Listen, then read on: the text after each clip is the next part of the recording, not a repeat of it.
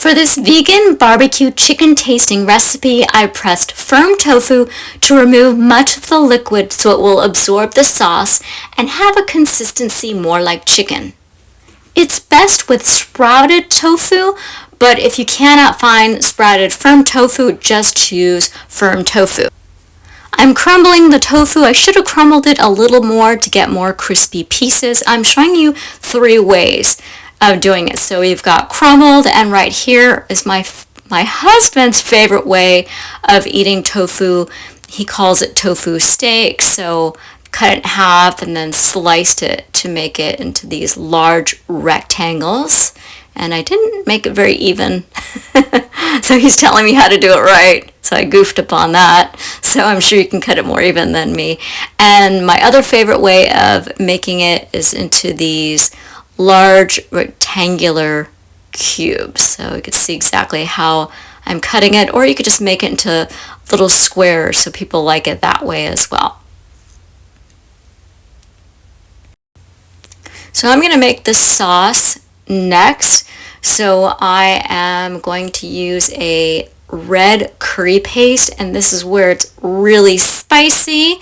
And I'm going to also use coconut aminos, 1/4 cup. This will add the salt and a little bit of brininess, give it that really wonderful flavor. And I also have here beet powder, and this gives it a really nice sweetness, and it's just dried beets. So I am using 1 level teaspoon. If you want it sweeter, just add more. And actually I have half a teaspoon in my hand, so that's why I'm adding 2 half teaspoons, which equals 1 teaspoon. Now this curry paste is really spicy, so I'm only using a half of a teaspoon. I will put the brand that I have here, which doesn't have any sugar or bad ingredients. And now I'm going to mix this together very well, and it does take a little bit of time, so you're going to stir it quite a bit. I've found that there are a little bit of chunkiness that remains, so I'm going to strain it out so it is nice and smooth. And to make sure to marinate this at least 30 minutes, the longer the better. And you might want to get a big tray and make sure you're coating every piece very thoroughly. My husband wanted me to make extra, so what I'm showing you here is 2 boxes of tofu. So you should double the sauce recipe if you're making this much, so that's why it's not coated in the sauce as much as I would normally have it. I really should have doubled it. So now I'm going to make the vegetable side, and I've got red bell pepper, cord seeded, and this is green cabbage. I'm just using a little bit, and cilantro, cutting it fine, chiffonade as they say.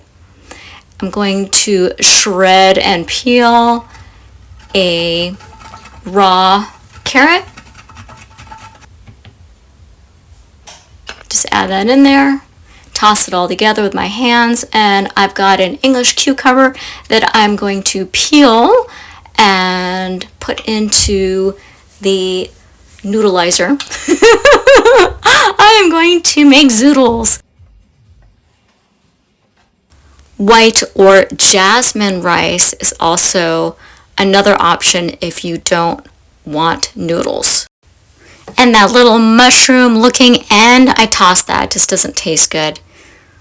So I have divided this large English cucumber into 3 so they're even, and that makes it easier to make them into noodles. That way they're not extra long, they're just the perfect size. You can saute these vegetables, but this is what it looks like. Bake or air fry the tofu at 400 degrees. After 10 minutes, flip it and cook it for another 10 to 15 minutes. And I am putting this on a cookie sheet with parchment lined paper. You don't want to cook on aluminum foil because you don't want to absorb the aluminum from your food. And this is what it looks like afterwards. So I added a little bit of more barbecue sauce. You might want to double the amount that I made so you have some extra because it's so delicious. And on the left, I have some red cabbage, so I've got some cruciferous vegetables, just a little bit extra on the side.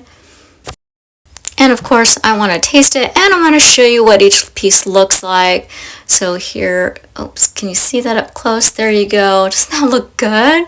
It looks like chicken, doesn't it? And it kind of has the texture and consistency of chicken. I mean, it's not exact. There is a teeny bit of sponginess from the tofu, but once you add it with the vegetables, you don't notice that. It has a really nice flavor. It's really delicious.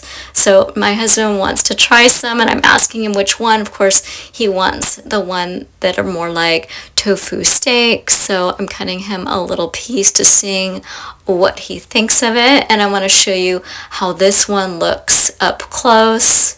So that one looks like chicken too. Oh, it looks like I ate it.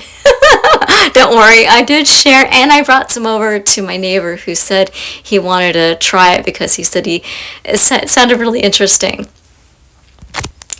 Next, I want to show you what the tofu cubes look like. These are more like rectangular cubes up close. And again, this is probably one of my favorites. The cubes and the crumbled, if you crumble it nice and small, and then I like having both those together in the bowl. And then a good serving size is a half of a box of tofu per person. That way you get a lot of that, quote, meaty flavor and texture in with your vegetables. And my husband's like, okay, give me more. All right, this is what it looks like up close. So now I'm going to add the vegetables, and I should have used a bigger little bowl to put it in. I had to transfer it. And here I am going to add some mushrooms. So you can dehydrate your mushrooms or you can just cook them. I used coconut aminos, and I added a little bit of oregano and garlic, and this is about 1/4 cup. Use a generous amount. For crunch and freshness, I'm adding a whole bunch of water chestnuts, and this is what it looks like. It literally tastes like ramen that you would get at your fancy Japanese restaurant with some sort of barbecue chicken or meat. It's zesty, flavorful, and scrumptious. The full recipe is in the description below. Are you going to make this? Let me know. For my favorite low-fat, oil-free, plant-based vegan recipes, order my cookbook with vegan nutrition facts on how to prevent and reverse disease like I did, which chronicles my personal health and weight loss story through my website, thehighfivediet.com.